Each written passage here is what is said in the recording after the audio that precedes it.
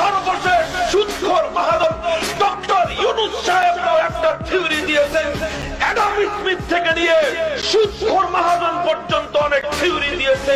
ইউনূসকে সুদখোর বলায় অনেকে খেপছেন আমার বিরুদ্ধে।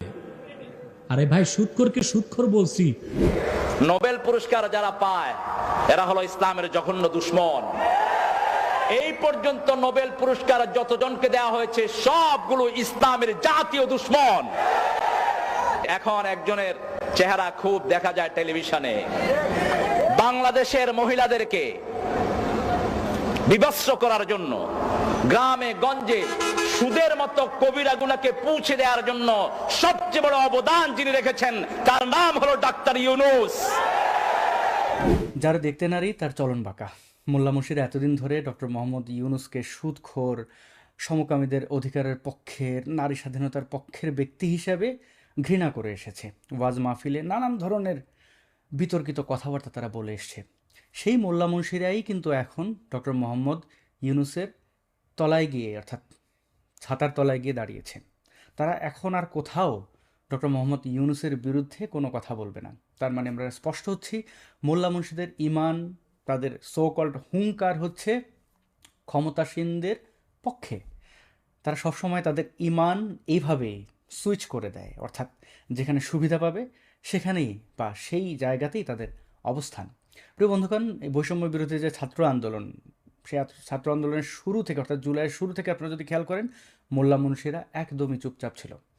কেউ কেউ আবার সেই স্বৈরাচারী হাসিনার পক্ষে অবস্থান নিয়েছে, যেমন ইসলামী ঐক্যজোট। তারা সংবাদ মাধ্যমে বিবৃতি দিয়ে কিন্তু ছাত্রদেরকে ঘরে ফিরে যেতে বলেছিল।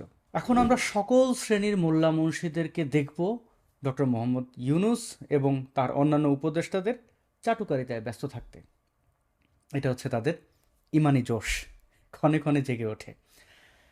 যেমনটা আমরা গত প্রায় 15 বছর দেখেছি, হেফাজত ইসলাম সহ অন্যান্য যে ইসলামপন্থী গোষ্ঠীগুলো রয়েছে তারা আওয়ামী লীগের চাটুকারিতায় ব্যস্ত ছিল। মসজিদের ইমাম থেকে শুরু করে এই মাদ্রাসার যারা শিক্ষক রয়েছেন তাদেরকেও আমরা একই কাজ করতে দেখেছি। এবং সেই স্বৈরাচারী হাসিনাও কিন্তু এদের নানাবিধ অপরাধের আসলে দায় থেকে সরিয়ে রেখেছে তাদেরকে। যেমন মাদ্রাসায় বলাৎকার সহ মাদ্রাসা শিক্ষার্থীদের নির্মমভাবে নির্যাতন, নিপীড়ন, ওয়াজ মাহফিলে বিভিন্ন সাম্প্রদায়িক কথাবার্তা, আমাদের সভ্যতা ইতিহাসের বিরুদ্ধাচরণ, এই সব কিছুই আওয়ামী লীগ প্রশ্রয় দিয়ে এসেছে। এখন যে সরকার রয়েছে, অর্থাৎ খণ্ডকালীন যে সরকার, ডক্টর মোহাম্মদ ইউনূস যে সরকারের নেতৃত্বে রয়েছেন, তো তারা আসলে কি অবস্থান নেবে সেটা আমরা জানি না। তবে এই দেশে যেভাবে জঙ্গিবাদের চাষাবাদ দেখতে পাচ্ছি, অতীতেও ছিল, এখন বেশ খোলা, তো তাদের এমন আচরণ যদি চলতে থাকে তাহলে আমাদের বাংলাদেশের ভবিষ্যৎ খুবই ভয়াবহ। দেখতে থাকুন এবং যারা মডারেট মুসলমান আছেন তাদের জন্য অগ্রিম শুভকামনা জানিয়ে রাখছি, কারণ এই মোল্লা মুর্শিদের তাণ্ডবে যারা সরাসরি ভিকটিম হবে তারা হচ্ছেন মডারেট মুসলমান। সবার জন্য শুভকামনা।